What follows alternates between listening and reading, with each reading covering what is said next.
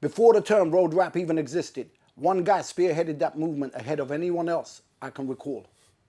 You would have heard his name bubbling on the hip-hop circuit around the mid-90s, but his journey began a good decade before that. A force in his own right, he also worked with many well-respected names such as Black Twang, Roots Maneuver, and Fallacy, to name a few. His story is over 3 decades deep.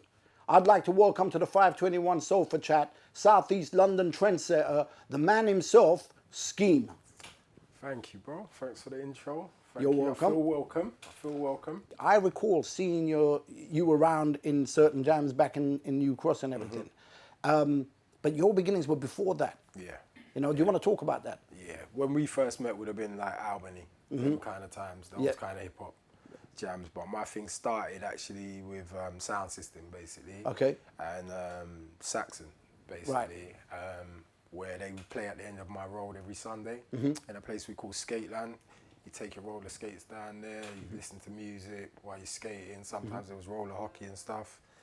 And I was taking a mic, basically, and going up and performing and doing little bits and pieces. Okay. When I was in primary school. So, mad young. Yeah, mad young. Yeah, Mad young. sick. I'm envious of that already, bro. It was, I mean, it was exciting. Okay, yeah, I can imagine, because music, that means basically music was in your blood from birth, really. Yeah.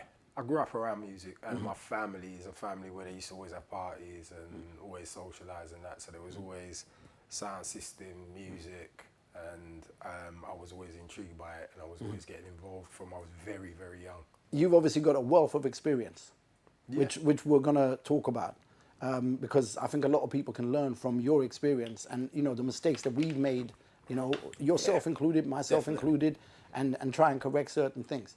But do you remember that particular show where you jumped on a mic and you were just like, this is for me? It would have been my cousin's christening, one of my cousin's christenings, because there was always sound system playing. And where there's sound system, there's microphone. Yeah, so when I got on the mic and done my thing, and I done it in front of all my family and whatnot, and just the response from my family, the sound guys and everything, it was like, yeah, like he's a child star kind of thing. I should have really busted music before I did. I would say it took me a while to really realise, because of the times, that you could actually do this as a job. It took a lot of people to realise, at the time, to realise, like, your parents now, if you're going to tell your parents now that you're going to be a rapper, they might not be for it, but there's rappers on the charts. There's rappers making a lot of money. There's rappers that are billionaires. So they can't look at it and say, what's that foolishness? Do you know what I mean? We come from a time where rappers weren't millionaires. They weren't billionaires, and rap in England. So, you know, I think it took me time to actually realise that you could really make money, make a living out of it. And I was already making money and living a life, and I was seeing a lot of the rappers that were in the game, or people that were in music, I was living a better life than them, but they was chasing their dreams. Yeah. You know what I mean? But I was looking at it like, okay, you know, I'm not sure what you guys are doing, you know? 'Cause I wasn't living at home by that time. I was already driving, and I saw certain people that were doing music, weren't driving, weren't really doing certain things, and I was very money driven at that time, to be honest. So, and I was a young dad. So, Yeah. I think I remember one of your videos. You had a scene where you drove up and you were pretty much trying to bring people into your world. Yeah. That's a short film. That's called Broken Mirrors. It's two. If you see it, it was 2 different endings. Okay. So there's. I've only seen one. Yeah. So there's an ending where the young man comes with me. All right. Yeah, and gets involved. Okay. And then there's an ending where he goes about, turns me down, goes off and goes and makes music. And we were making a series of videos for young people to make them know about choices that they're making. Right, so you were educating even back then? Yeah. Like you were going back like over a decade and a half. Yeah. You said something about your parents and the way they reacted to you saying I wanted to be a rapper. What's interesting is when I told my parents or my dad that I wanted to be a rapper, his reaction was kind of like, well, I paid all this money to get you into boarding school, and you know, it's like you should be a doctor or an accountant or something. But it's mad that now you look at it, it's like probably the other way. The parents are like, you should be a rapper. What are you doing trying to be a doctor? It's true though, isn't it? I still think a lot of those, when you have certain dreams, I think still a lot of parents still think that's pie in the sky or it's not, because they might see someone as, oh, you have to be special to do that. No, you have to have an idea, then you start, you do it, and then the world might see you as special. It's not special people. Yeah. I remember watching you, bro, before I come out on the rap thing. I remember watching you from when you was doing beatbox with Merlin, bro. Before anyone even knew I was a rapper. Yeah, I'd never heard you rap. Yeah. I knew you as a beatboxer, and you were hard. And Merlin, that was, I can't lie, Merlin's definitely one of the guys that I say inspirated me to know that, you can actually do so. When I saw Merlin on the charts and stuff like that, I was like, yeah. Merlin, for me, like, ridiculously talented, but I just feel like the track that got him into the charts, he should have had other tracks that were representative of him, because he was such a sick MC. He was, man. He was. Like, and he was the first rapper that I heard that was putting certain visions in my head that I was like, wow, my man's putting imagery like constantly. I remember, I don't know if it was if it was a talent competition. I remember Albany though. I remember Albany. Yeah, when we were there. I remember you two. I ain't talking about done a good set or whatever. I'm talking about, can I swear? Yeah, you can. I'm talking about fucked it up, brother. Messed it up. I ain't gonna lie. Deptford, Albany. See, a lot of these artists don't understand. Deptford, Albany. You can't even come in that venue unless you're about it. Yeah. To be honest, those days and times, and then to get a forward from that crowd, but you lot iced it, and you had certain people that weren't for you in the crowd either. So it's an achievement. I remember when we were trying to get in, and Ghetto boys had locked off the both entrances to where the Albany was, and then they were asking for £1 for you to pass, and I didn't have £1, and then I think it was Chris Sykes who basically came in and goes, boys. Yeah, exactly. Chris Sykes. And Chris Sykes came along and he's like, he's cool, he's one of us, blah blah, dragged me in, and next minute was smashing the place. Sykes was like that. Yeah, he was a good guy. Yeah, he was definitely, both of them. I mean, I haven't seen them for years, but yeah, they did some massive moves for the hip hop scene back then. Yeah, they did. Massive. They did. So you being surrounded by Saxon, Coxon, Jar Shaka, and all that kind of stuff that was going on. Yeah. Why didn't you go into that music form, genre? I was my first. Like I said, when I was first, would take the mic and out on the Sundays at Saxon. I weren't rapping. I was doing the Jamaican form of what they used to call at the time toasting or DJing. That's what I was doing, and that's always been in my culture, right? So I've grown up with that. That's nothing new to me. So I was always there and doing it, and it's the same thing. I didn't think you was really making money out of that. You got to remember, reggae music is still an underground music till always. today, right? So you weren't seeing people that were millionaires or certain things, and then a lot of reggae artists that would come to England, when they'd first come to England, when they get a little popularity in Jamaica and they'd come over, a lot of them were coming through a guy called Father Leng. Yeah, who used to, if you know anything about reggae music and you know Father Leng, you know that he is Sunsplash and all the big, not Sunsplash, Sting. He the big Clash, and he used to manage a lot of artists in Jamaica. And when they first used to come up, they used to come up and stay with one of my best friends who lived on my block. That's mad. Because his dad and Leng are cousins. Right. So when they were first coming up, they weren't going to the Hilton Hotel. They were coming to Deptford and staying. So I was meeting people like Pinchers and these guys before they were really big. And when I was actually seeing the whole reggae music thing, I didn't see it as, I love it. It's my music, and it's music I was drawn to, but I didn't think it was a career. Yeah. Right? When certain rappers started coming around, namely, I'd say Eric B and Rakim, from a visual point of view, me looking at Eric B and Rakim and the clothes and the things they were wearing, plus I liked the hip hop style of dress. And when I saw the chains and I said, I'm going to be a rapper. I said, forget this, I'm going to be a rapper. Okay. That's what made me Eric B and KRS-One. I mean, I'm sure they know how many people they inspired, because they changed the game. They made it look like something different. When you put on any reggae tune, really, it goes off. But it's baffling how they didn't really get the same kind of breaks and opportunities as other music genres. A lot of the thing about authentic reggae music is it comes out of Kingston, Jamaica. And it don't come out of the uptown Kingston, Jamaica, it comes out of the slums. And if you want to take that you have to deal with certain people, and the major record labels do not want to deal with certain people, and they don't want to push certain people from Same old certain areas. story. And so your geography comes into it a lot, a lot.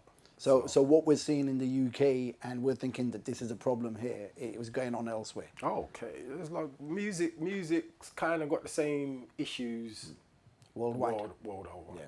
Talking a little bit about what you were involved with yourself. You were part of Sterling Collab. Yes. Okay. You want to say anything about that? Well, basically, when I started rapping, obviously my name was Skeme, but I always had this Sterling Collab thing before anyone was even in it. But I was like, whoever comes on this journey with me is going to be part of this thing.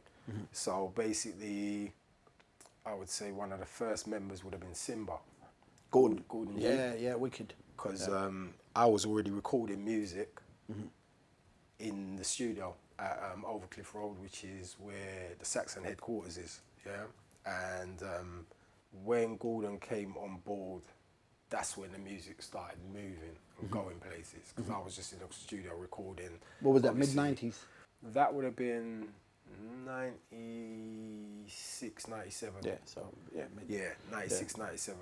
Because my first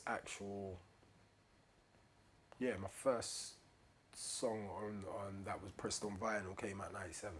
Okay. Yeah, and that was on it was like a double A side with a Roots Maneuver tune called The Fever. Yeah, I remember that. Yeah, and that was called Herdman Hustling. Yeah. So that's a real first road rap. Okay. So. At the time, like, people hadn't really heard of Roots Maneuver in the same way they did a few years later. So, you know, and you were one of the first people to work with him. Yeah, I was doing stuff with Roots early, man. And me and him didn't do a lot of songs together, but it was more MC and a producer. Because Roots got some production. Roots has got some sick production. I'll say it, I don't care what anyone's got to say. Yeah, because I'm on the Run Come Save Me album, and that salutes. That's still selling. Yeah, that went gold. I get good royalties off of that and stuff like that. Brilliant. But Roots, to me, the world hasn't heard the best Roots Maneuver stuff. Yeah. Because that was before the record labels got hold of him. The stuff he was doing before he was signed, stuff that they didn't really go with. He always had that kind of thing that he's got famous for, but he had some other stuff going on. And Roots Maneuver, I salute him. Yeah, of course, man. It's like he's definitely put the UK scene on the map, like in a different way. Yeah, man. You know, yeah, so definitely. yeah.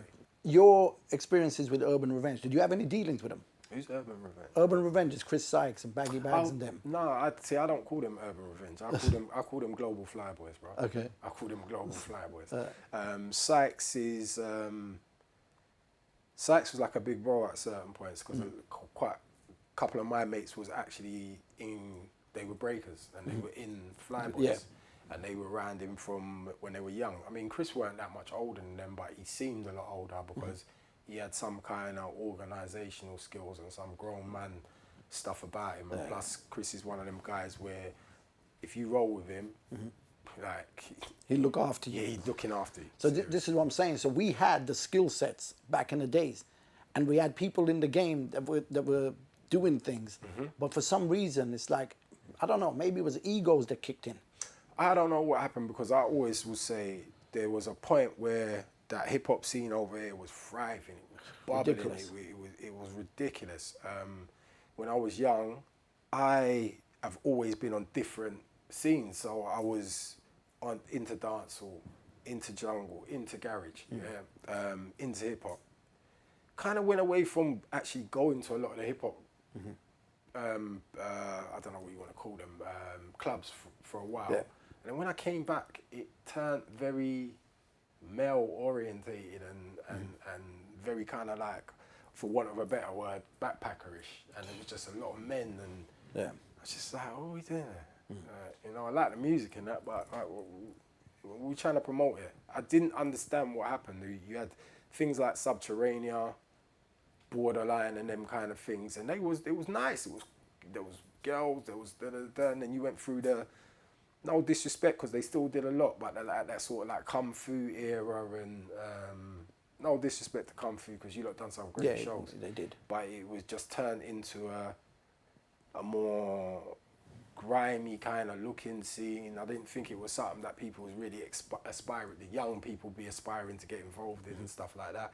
You look at how hip hop was to how jungle was going on that time. Jungle was about jewels and off-key mosh and, you know what I mean? Like trying to elevate and go up. We all come from the ghetto, man. We don't want to look like we're in the ghetto all the time. When you look at where hip hop came from, yeah, it's a ghetto music, right? And to me, when it came to England, it was a ghetto thing, yeah? The places it was really popular and kicking off, it was a ghetto thing. And then it turned into middle class people want to get involved and middle class people want to make it safe. So they did some middle class shit when they take it over, and that ain't the shit. And that's why UK rap, you have some from our era of UK rap. Let me break this up too when you say UK rap, because if you say UK rap now, they're not talking about Skeme, Sterling and Blake. They're not talking about them. They're talking about the artists that are out now that are rapping, not the grime artists, the ones that are out now rapping as rappers on rap beats, and they have now gone on the charts. They're popular. They're doing street music. They're doing what I was doing when I came out. They're doing street music. It's on the charts now. It's very popular. But if you look at what they're displaying, it's probably what people want to aspire to. They want to have money. They want to have cars. They want to do. Some of the content ain't for me, but selling this, you know, like I said, when middle class people came in, you've got a lot of middle class people that will dress like they're poor and dress a certain way, but they're not. And it was like, they gave the music no soul to me, and every music past it. It's to me the most stagnant genre out of all genres in English music. I agree. You know, and you touched on something there that just got me a little bit of a flashback. I remember the excitement when you would hear stories about people setting up the radio stations, climbing on roofs and sticking aerials, and that was what music was about back then. Whereas now it's all online and it's easy to set up. Sanitized music. Do you know what I'm saying? So that's what we're talking about. People were putting their lives in danger to get this out to people. Do you know what I mean? Yeah. Now they're putting their internet bills in danger. Do you know what I'm saying? There's a big difference in it. But you know what? You just reminded me as well in the little bit that you were mentioning there. Man, road rap. I don't remember ever hearing anyone else before you doing road rap. Like you were touching on road issues. I don't want to say there weren't no one. Yeah, I don't want to be that guy. Right. Number one, I weren't the guy that gave myself the title. I was known before I was on the mic. And I was known in the streets. And a lot of people that talk on the mic, you can't verify what they say. People could verify what I was saying. It was real. I come from one of the oldest street gangs in the country. I'm one of the people that I come through. That's not a badge of honor or not. It's just how I grew up. It's my story. So, and when I came out, I was not gonna be what a record label wanted me to be. I was gonna be me. And I always knew there was a market for it. They just weren't pushing dudes like me. Well, they were scared of it, weren't they? They were scared of it. Like, there's a lot of misconceptions about me and my people. But I'll be honest, we ain't no angels. I ain't an angel. I've never been an angel. I won't ever say I've been an angel. But we've only ever, we react to how we're dealt with. Do you know what I mean? And if you're coming from the road, coming into the music business, and someone's trying to mug you off in the music business, and you're not a mug on the street, and that person couldn't survive on the street, you're not going to let them have you over. But the industry is a very small place.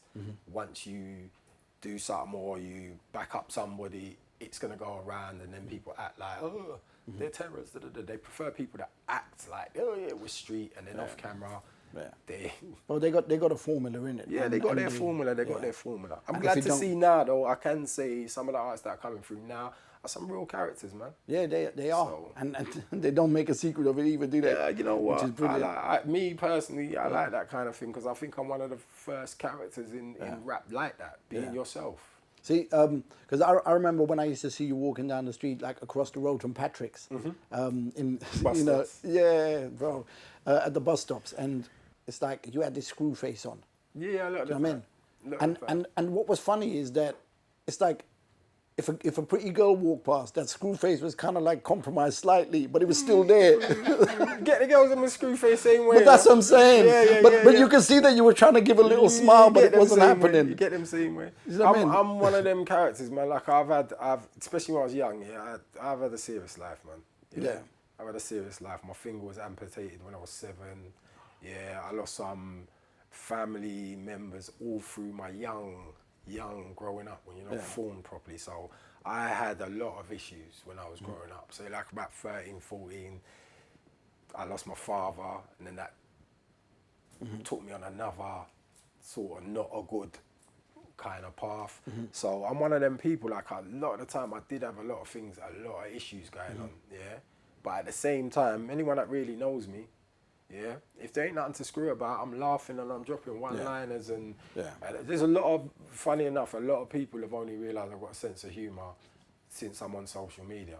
Yeah. Because I am antisocial too. Yeah. I'm the most social, antisocial person you will ever meet in your life. Because if I like you, or I like what I'm doing, then I'm cool. If I don't like you, I ain't got no time for you, man. And the thing is, to me, to be honest, I did hide a lot of it in my music, because a lot of it I ain't gonna glorify it. There's a lot of rappers out here, they talk everything that's gone on and all that, but to me, some of that stuff dry snitching. Yeah. And I've got children, yeah, and I've been a dad longer than I haven't been a dad. Yeah, so even when I was doing certain things, I got to think about my children and what I want them to grow up seeing, knowing, and you know what I mean? Even like my eldest daughter, there's a lot of stuff my eldest daughter never saw, but my eldest daughter has worked it out over the years because she's not stupid, and she kind of thought, well, my dad's a bit different from most people, like, and the way he gets thinged and then the way people would treat me because he's my dad and stuff like that. Yeah, but I don't hide anything, but I don't really hide, but it's not all out there either. And I've got this saying, and the saying is, if I intimidate you, then be intimidated. Bro, like, I'm the type of guy, if I was gonna come do something to you, I'm not coming in a mask, bro. We weren't like that. Yeah. Like, I wasn't running around saying, oh, I'm this, I'm a ghetto boy, I'm a ghetto boy. Everyone knew who we were. Everyone knew if you played about, it's on. But I ain't never been, for want of a better word, I've never been a troublemaker. See, like, I know, like, enough of the man them in the crew didn't like you or whatever, whatnot. But I don't even think it was a personal thing. We didn't know you when you first come around. You know how that community is. Yeah. You know, and we know everyone in that community. I've been there from God knows. When I've seen the thing, like I'm saying, you and Merlin, bro, from that, because we didn't rate Woolwich people neither. Merlin was from Woolwich, and we didn't rate Woolwich people at them times, so we didn't. Yeah. But we didn't rate certain man. When you not come down and done that, bro, when you got skills and you got talent, I am the first person. I don't care if I hate you, like you, whatever, whatnot. I'm gonna give you your flowers, bro. Do you understand? So from that point on, no one went looking to do you nothing or thinking. Everyone saw you like, nah, my youth's the rapper kind of thing. You understand? Yeah. And that's what it was. And then you was kind of claiming. I didn't even know where you originally came from, but I knew you was on ends early. Yeah. Right? And then you was claiming our thing, and it was like, bruv, man's claiming the Deptford thing and putting it out there kind of thing, but everyone was cool. We were building a community there, and that's what it was. I want to say this on camera too, Merlin. You know one thing he should have done? He should have made us know that he was family with Smiley Culture. He's one of the best spitters ever to come out of this country. The stories. Yeah, and Philip Levi, I've got to say that while I'm on camera. The whole Saxon thing. You know, and just in that little bit where his studio was, there was so much history there, because you had his studio in the little basement to Charlie Richardson's car showroom. Do you remember that? Smiley Culture, different. You see the links he had? Yeah. Yo, I remember the first time he saw me rap. It's Simba. Simba's brought me to a house. I won't even say where the house is, but he was there, and Asher Senator was there, and Smiley was reading a paper. True to Smiley Culture, it could have been the Financial Times, because people don't know, they don't understand what level this guy was on anyway. And Simba had put in CD or the tape or whatever it was at that time, and he started playing it. And I saw my man's head pop over the thing, and first thing he wanted to know was who was rapping on the thing. So then Simba told him it was me. That was you. And from then, and you don't understand, like, I'm getting props now from my idols. Smiley Culture, that's the centre. Tenor Fly and Top Cat. Philip Levi, Tipper Irie, those kind of people that Ragga Twins, because Ragga Twins used to chat on Unity. They're from dancehall. Yeah, so when Ragga Twins are bigging me up, I'm like, yo. Maybe you need to go live on Insta and chat about some of these There's things. a history there. Document it bit by bit. Yeah. It needs documenting. It does. You need to do that. But it's more than me still. It's more than me. There's a lot that needs documenting. Okay. Trust me. There's a lot of people in England in music not getting their props. Yeah, of course. There's a lot of influences that we've created in the world that we're not getting props for. The music industry, when I first came out, the magazines and the publications and that was giving me a lot of props and all that, yeah? But the music industry didn't really do nothing for me. It's the individual, like, you see some of the individual people, like, see a lot of rappers will come in and they say, UK ain't got no rappers. Or they hear someone like me spit, and I was icing it, bro. Like, certain of the people I was around, even when I was going to America, but it wasn't the industry pushing me, it was me and who I knew. And when I was in the States and when I was around Busta Rhymes, I was around Superman production, Clark Kent. Yeah, if you don't know who Clark Kent, I'm not explaining certain man. If you don't know who Clark Kent is, go on Google, right? And I'm not talking about Superman. I'm talking about Superman Productions, Clark Kent, not the other one who flies around in tights and stuff. But yeah, a lot of individuals in music are like, England and the industry tried to leave us where they found us, basically. They didn't want that kind of element, and then a couple of years later they get a Soul Solid. Yeah. And I told them what was happening. I said, from UC Sterling coming, you think you got us to deal with? I said, why? When you see what's coming behind us. Obviously, you've been in the scene for so long, and you've seen like changes going on. You know, like you were talking about when the things were going on at the Albany and all that kind of stuff, and it was bubbling. It was you could see there was the kids were creating a life for themselves. Yeah. Do you know what I'm saying? Yeah. And there was a good separation between the artists and the fans. The fans came out to see the artists, support them. How do you think that's all changed over the years? The UK rap scene we were involved with, to me, a lot of the people are older in it now, right? So they're in their 40s and, you know what I mean, late 30s, 50s, some people, whatever, whatnot. And what these guys did by closing all the doors behind them, and not bringing through other artists, is they've got a scene that's gonna die out with them. Yeah, of course. Right? They weren't very inclusive of grime artists or the next generation of artists that have come underneath them. So when you talk about UK rap now, they're not talking about a Black Twang, a Skeme, a Blade, right? They're talking probably Fredo. Yeah. You know, those kind of rappers are, what's his name? Dave. Not C1, Dave. Yeah. Those kind of guys, right? Because a lot of those rappers are not linked to our generation of rapper. I'm linked to most of them somehow because I still was in the studio with the Crazy Cousins thing. I was with when people like Styler G was in the studio making their thing, when people like Chip was coming down. I mean, I was doing CDs for a lot of those guys, CDs, so you're still a name who's probably relevant to them. You've helped them on their journey. Yeah. You know what I mean? You was there. I was there. I was going to grime things. I was there. I was working with certain young artists and stuff like that. So I get a lot of love and a lot of things from them. But you know, the first UK rap scene is detached from that scene. They're detached from every other scene because they lock themselves in a box, and now everyone's getting old and talking about they're not getting props from the new generation. And there's too much moaning and not enough fixing. You didn't do nothing for the new generation. You're not going to get no props. Yeah. Now, if it was you in that position, how would you fix the problem? Build a scene. Build a proper scene, and don't bring in your friends. Stop promoting people because they're your friend. Yeah. Promote someone because they've got talent. Stop promoting your little whack friends. Yeah, and promote people who have talent, because that's how you get a scene. Not promoting your friend who's crap. You understand? That's not how you do it, right? That's why you're supposed to give flowers to anyone with talent. It don't matter if you like them or not.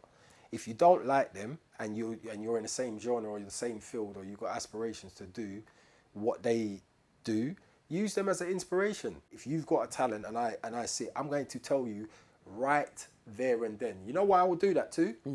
Because number one, I'm an artist, and I know how that feels. So number one, in my opinion, because the world's always is only opinions, in my opinion, if I'm coming up and saying something to you, you're good, and I'm going to tell you that, because it doesn't take away nothing from me to tell you that you're good, but it might strengthen the scene later on, and we're all trying to eat out of the scene. Yeah, I mean, you know, when we were talking about the early days, I mean, the things that we had to go through as artists. Like some of us were big enough to go to people and go, just tell us if we're rubbish and we need to improve and how we can improve. And we perfected what we did before we went out there. Now it's like people do it for 2 weeks and they think they're rappers and they can do it. You know, we didn't have social media, we didn't have certain things. So I think we were more unique as people. I think you could be a different person from your mate and you weren't, you know. But now it's all forced on you. Everyone should look like this, everyone should be like this, everyone should talk like this. So you think social media is controlling people in the way they think? Hell yeah, man. Hell yeah. You know, when I started to realise it, it was pissing me off. Like, you can't ask someone if something's good anymore.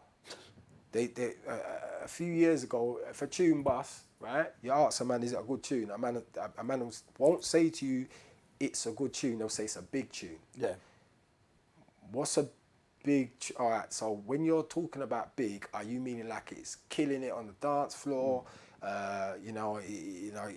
Anytime it comes on, it smashes up the house? No, they mean big as in this views. Views, it's got a whole heap of views. Yeah. And anyone that's gonna mess with an artist now ain't listening to they listen to the song, but they more wanna know about the views. If there's no views, the artist is not a goal, but that doesn't mean the tune's not good. Another thing now, especially with me, how I grew up in dancehall, right? So dancehall is sound clash and all them things. You can't really win.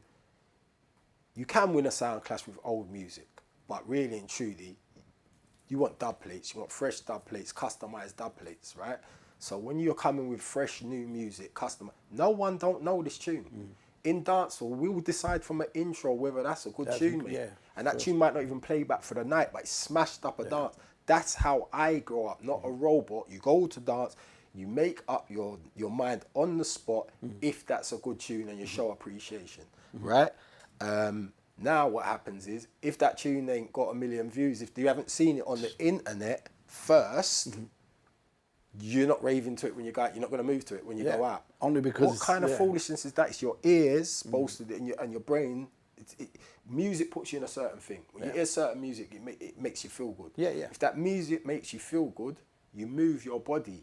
Your natural senses is not, I have to see that 100 trillion million people have watched this and think this is good, so it's something for me to watch. Because really and truly, that's not really how I flow. I've always liked underground musics until they've got, and then they've got big. I've decided early. Yeah. When I hear an artist, my man over there, I heard his freestyle on Insta. I didn't realize I was coming to link him.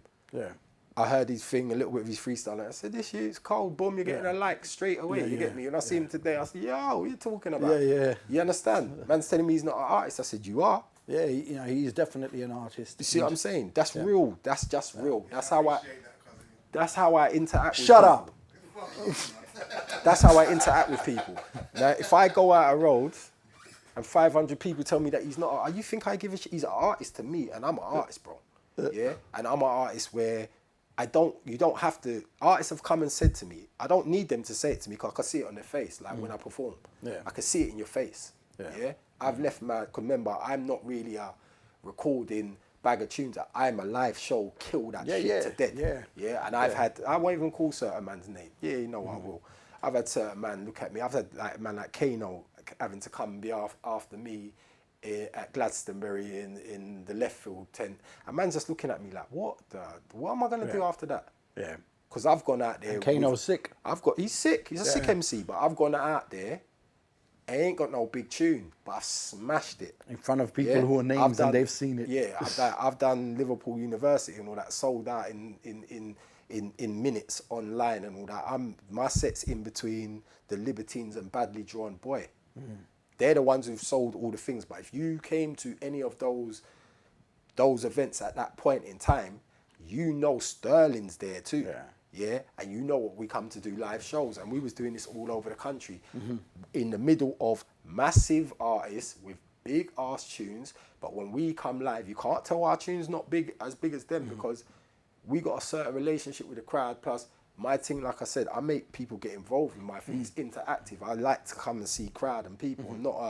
I'm not a studio MC frightened of people. I like live more than studio. Yeah. I like studio, but I like live interaction. So if you're a real artist, the live is where right? it's at. So I get them involved in that. You might have come to see Badly Drawn Boy. You're going on talking about Skeme and Big Pete. See what I'm saying? Yeah. And that's if you're live. See some of you artists now who are big right now. You got a big tune out. You got a little distribution deal, whatever it is, and you might even be messing with the majors, and you're getting your 15 of fame, right? And you're charging a whole heap for your show. Make sure your show's a dope ass show when it's live. Make sure. Because you see when all the machine goes, you see certain man, they can still charge a whole load for their show and they still get bookings. When I didn't have no tune out, right? No tune out. But I was getting bookings for 5 years. Lebanon, all over the place. Yeah. I've been a hype man. I'm not even going to call her name. But I've been a big, I ain't going to call her name. I'm going to save your club, right? Doing big shows as a hype man. But you see certain people, they don't have no character and they don't have no personality and certain things. Plus, they're going to promoters and make it, they just want their money, do their little thing and go, right? Man's pulled me to the side like, bruv, you know like I control like 4, 5, 6 clubs in this region of the country. So just take my number on the side because I'm not calling her back, but I'm gonna call you back. Bro, and they're treating me nice. I'm eating a nice food, like straight to me. No manager, no agent, no nothing. So what I'm trying to say is, when you're doing certain things, and I still get royalties too. There's a lot of these artists. Make sure you're getting royalties, a lot of you guys, and take it seriously and take it like when you're doing certain things and you're building relationships, don't take it like you wanna, this is not the road. If you use a robber or something, you're coming off this. It's not like you're going out there to rob people, like this is for your the show money, like get a one show off of him, rip him off, and then he ain't gonna call you back. Like be thing, because you don't know. 10 years time, everything this goes guy in could cycles. still be calling you back Yeah. to do, you know what I mean, shows and stuff like that. So 17 years ago, right? I was doing an album launch, and I remember standing outside the Concord 2 with a artist, with an MC that I thought was dope. Yeah, in Brighton. Sick place. Right? Yeah, sick man. Concord 1 and 2. Right, but I remember standing outside and I was talking to an artist. I'm not going to name him because if I do, it's going to be a bit of an embarrassment, really, right? But when I was talking to him, I was so disappointed with his attitude, right? And I'll explain why. You see this bowl here, right? I think it's that camera picking up on it. This bowl here, we don't have a fish bowl, but that's to represent what I want to explain, this fish bowl thing, right? The reason I brought this here is because when I was talking to my friend outside, I said to him, bro, it's like you're a sick MC. I actually rate what you do, like really rate you to the point where I'll take you on tour with me and everything. But your mentality is that you're happy performing in Brighton and you're stuck in this area. Now, I'm all over the place. I'm doing shows like 5 times a week. Do you know what I mean? And you're there and you're moaning about you ain't got a career because you don't want to go out of Brighton and people ain't booking you in Brighton. But let's get it straight. In Brighton, there's one hip-hop event every month. Do you know what I'm saying? So how can you expect to build your career when you don't want to get out of that fishbowl and go into the ocean? You've got to go in the world, man.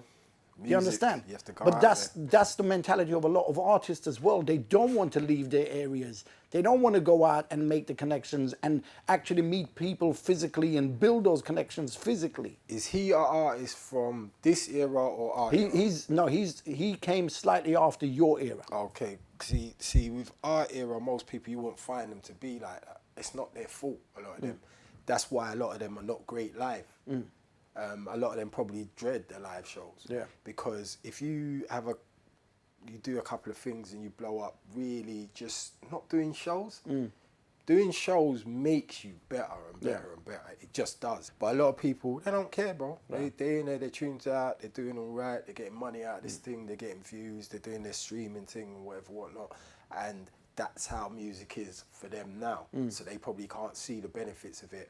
But what I see, I don't think when you have that attitude, they're gonna have the longevity of maybe a Black Twang or someone like that, or yourself, or a Roots Maneuver, because they're coming from an overnight thing where you don't do that much work, and it's like you blow overnight and then you're kind of thrown away quickly. And if you, like I said, if you ain't got that outstanding stage show, then you're messed up. And it's happening in a lot of genres. Say like reggae music. Reggae music was the king for you. Had to get in the game from sound system. Sound systems play from 6 till 6, 24/7.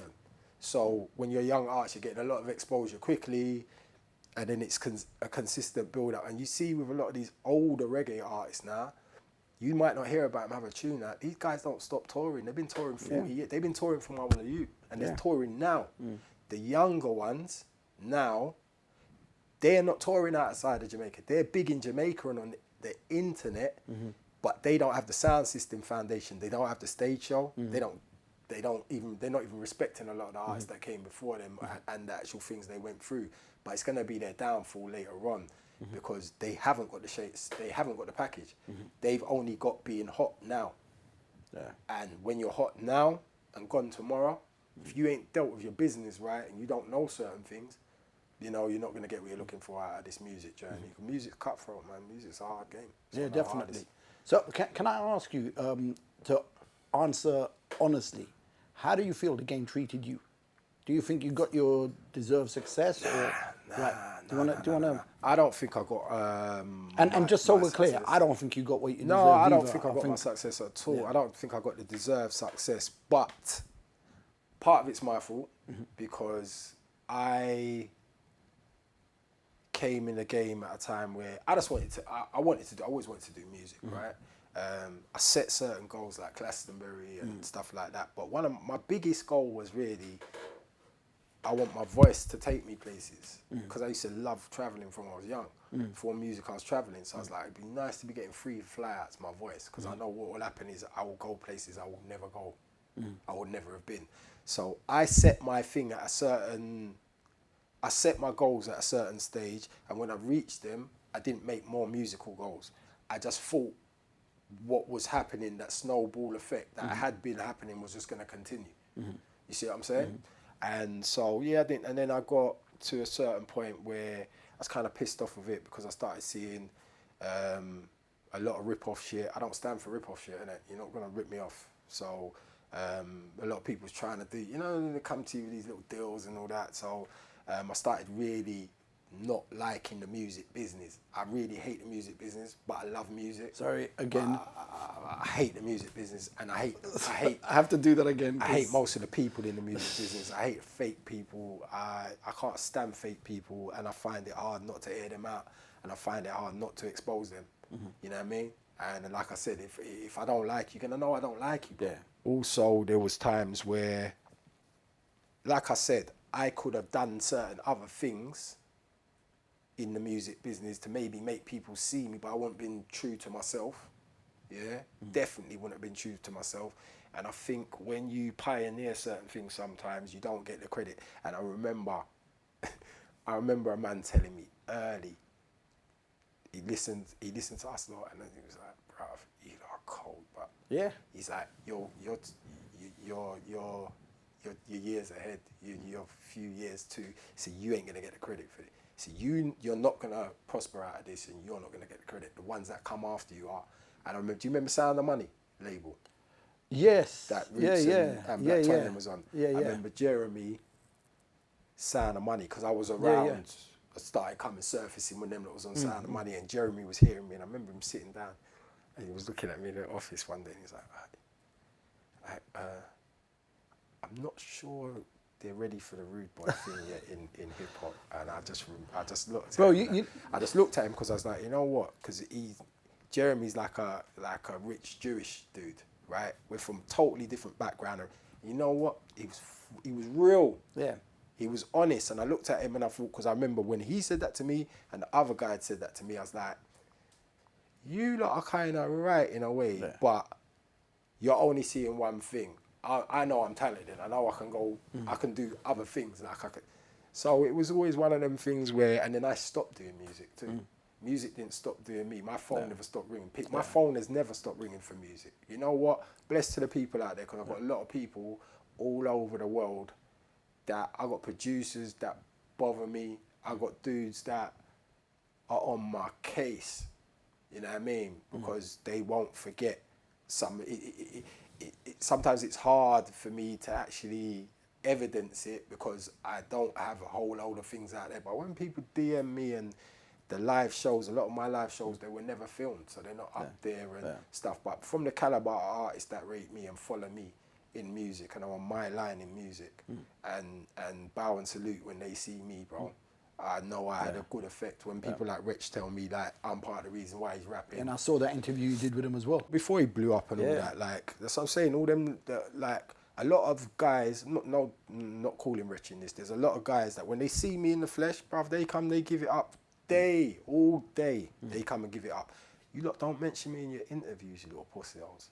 You need to start mentioning man in your interviews. Like, am I allowed to say that? Yeah, but say what you want. That. This is your speech. Don't cut that. Start mentioning your real influences. A lot of guys will big up someone else that was big, but that weren't the guy that they followed. That weren't the a lot of artists, when they first come into the game, need an artist to follow, right? Before they get their own style.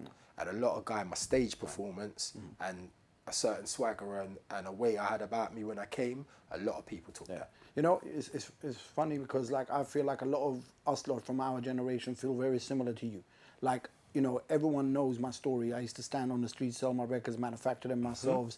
But, you know, even the whole Kickstarter thing. I mean, I was doing all of that before, 20 years before Kickstarter was there. But I feel like, you know, once it's gone past my generation and the one that followed after that, they've forgotten. Documentation, we weren't documented. We weren't documented. But, you know, so I hear people going, oh yeah, all these grime rappers and whatever, they're selling their CDs on the streets. Bro, I was carrying 200 records on the streets with me every day, hurting myself. I know, and the dude was on the streets, like giving it the proper, and I have to say that, and that kind of ethic, even when we was going on tour, the first tours I was going on, right? I ain't even gonna say certain people's names. Like, I just saw, bruv, you lot are lazy. You lot are more established than me. You've got a more established name than me, right? How am I earning more money out of this tour than you? Certain man, even when I was going Europe, there was an agency that I thinked up with. I didn't go with a hip hop agency, it was a drum and bass agency. The girl heard my shit and the girl said, I'm putting you in. Boom.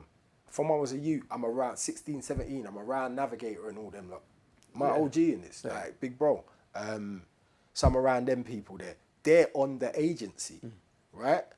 So, no, they're not even on the agency, but they know people that's on the agency. So I've all called Nav. I'm saying, Nav, what's this girl on? Where he's like, bruv, if she wants you, mess with her. Because certain people from the drum and bass team, they're on that agency too.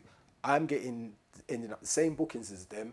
They're in better hotels than me, bruv, and they're getting more money and rest. I said, all right, I'm going to roll with this agency. So I was getting more money than certain prominent rappers, but I was like, I ain't going with these rap agencies and certain things. I knew what I wanted to do. When we were on the tours, I'm hustling, take what you want from that. I'm selling CDs. I've got 2 CDs selling, I've got vinyl selling, I've got t-shirts selling. By the end of the night, bro, no one ain't making more money than me. I'm saying, you lot don't see this as an opportunity. You lot, they wasn't seeing it a certain way. And it kind of pissed me off that they weren't. You know what I mean? Music. I think the hip hop scene over here just wasn't very progressive business wise. It wasn't. I mean, a couple of us knew what we were doing. Everyone else kind of fucked it up. But there we go. It's life, innit? If there was anything that you wanted to say now to summarize all of this, and be cold about it, like people need to hear the truth. Try and own your own shit. Own your own masters. Own everything. Yeah. If you can. Also, when you come through as a duo or a crew, you little fuckers, stop dropping people because some dickhead in a record label tells you to, and then you'll go through because you're the star and then we'll pick you up later. Stop that fucking shit. Don't do what Kano did to Gets. Yeah? They should have went through at the same point. Because what ain't Gets still out here tearing it up now in 2021. Gets is sick, bro. He's sick. He's probably my favourite MC right now. This is what I'm trying to say to you. Kano's hard. Kano is hard. But how are you going to tell someone to drop an MC that's as hard as Gets? The music industry will do a divide and conquer thing. Stop it, bruv. All these people, like when Estelle went through and all that, and then you was part of Sterling Kalat when she went through. No disrespect, because these are years later. Man's not bitter.